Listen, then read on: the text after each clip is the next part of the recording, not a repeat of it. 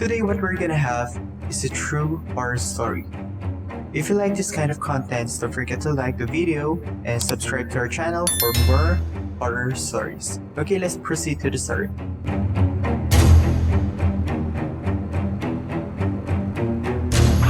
The title is The Spirit. I'm currently sitting in front of my computer, scared witless. Every moment could be my last. My friend is here with me, and he's the sole reason why my life is in danger. It may not make sense at first, but let me explain. It all started earlier today, when a friend of mine burst into my house and slammed the door behind him. His eyes were wide with fear, and he stood there with his back against the door, breathing heavily. I asked him what happened, and he told me this story. He had been living with his aunt for the past year because his parents were in Mexico. They were doing mission work at a small hospital in southern Mexico. The previous night, a bedridden man had stumbled through the entrance of the hospital. He was screaming in Spanish and appeared to be out of his mind with terror. They brought him over to a chair and let him sit down as he caught his breath. He told his story in broken English. He claimed that his sister had been killed by something he referred as La Muerte Blanca. He kept saying that it was coming for him next. Confused, they asked him who or what a Muerte Blanca was. With a look of unfathomable fear on his face, he said that La Muerte Blanca was a white death. She's the soul of a girl who died years ago. She died by her own hand, he said, alone and unloved. She hated life so much that she wanted to remove all traces of herself from the earth.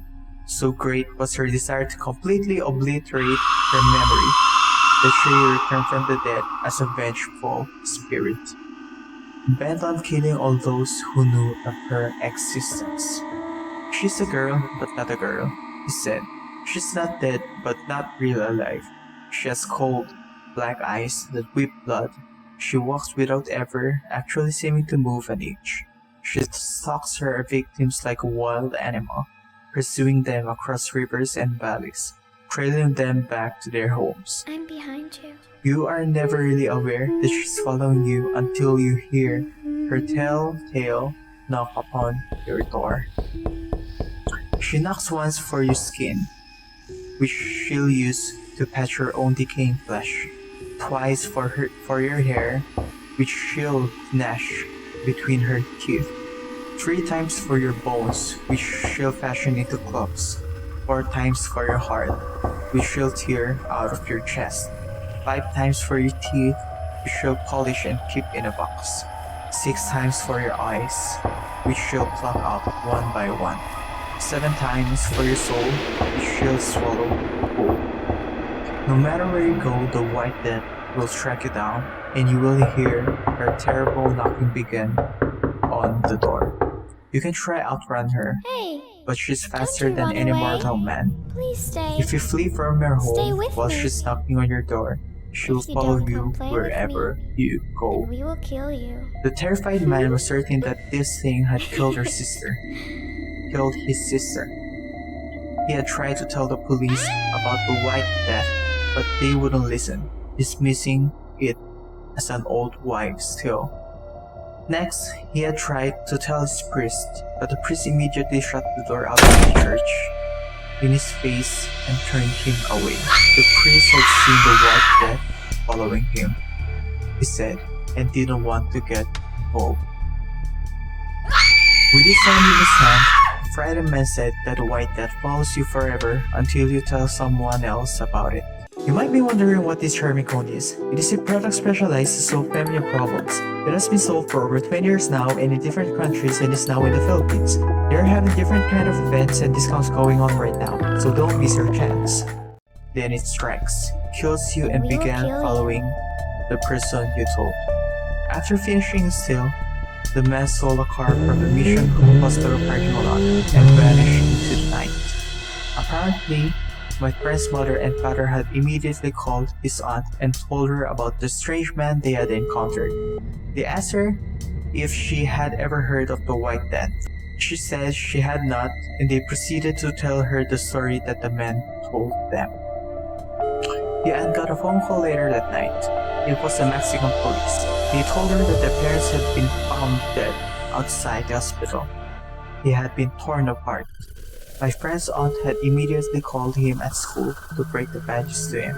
As he cried, she told him she couldn't understand what had happened. She recounted the whole story to him, telling him about the strange man who had turned up in the hospital just hours before his parents were found dead. She told him how the man had given his parents a weird and disturbing story about something called the White Death. When he hung up the phone, he had struggled to come to terms with what happened. It almost didn't seem real to him. When he got home after school, he found the front door of his aunt's house standing open. Inside was a trail of blood leading into the kitchen. There on the kitchen floor, he found his aunt's dead body. She had been torn limb from limb. He ran out of the house and all the way across town, never looking back, until he reached my house. As he told me this story, I could hardly believe it. Within the space of a day, his mother, his father, and his aunt had been murdered. It all seemed too far-fetched. But before I could utter a word, my friend and I both recoiled in horror as we heard a knocking begin at my front door. We've been staring at the door for an hour, neither of us wanting to open it. The knocking is still going on, growing louder and louder. She never gives up. She never quits. La Muerte Blanca is unstoppable. I think she wants to scare us, my friend and I. I think she wants us to blame each other. And I do blame my friend. It's all his fault. Should never have told about her. As I sit in here in my house beside my friend, both of us listening to that hideous knocking growling even louder, I wish a lot of things. I wish she had killed my friend before he reached my house. If he had never been able to tell me about her, I wouldn't be in danger. I'm sorry I ever met you, and I'm sorry for you too. I'm sorry I made you read this story. I'm sorry I ever told you about the White Death, because now that you know about her, she'll be coming for you next. Anyway, thank you for watching. I'm Oppa. Don't forget to like and subscribe to our channel, and thank you very much for watching. Goodbye.